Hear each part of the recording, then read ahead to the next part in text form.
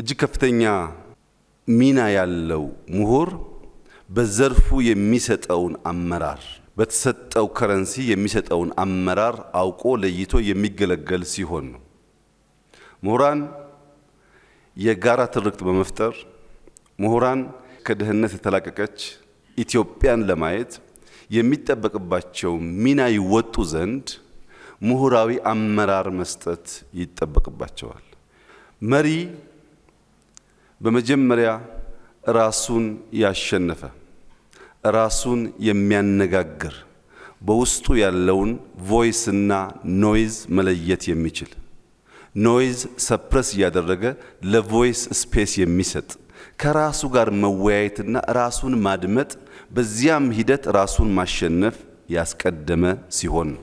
ራሱን ያሸነፈና ጊዜን መጠቀም የሚችል ከሆነ በኋላ ሶስተኛው ምዕራፍ ስለ ሐሳብ ያለው አፍቅሮት ስለ ሐሳብ ያለው መከፈት ሐሳብን ኢንተርቴን ለማድረግ ያለው ዝግጁነት ነው። ያንን ማድረግ ሲችል ከራሱ አልፎ ሌሎችን ኢንፍሉዌንስ የሚያደርግ ከራሱ አልፎ ሌሎችን መጥቀም የሚችል ይሆናል።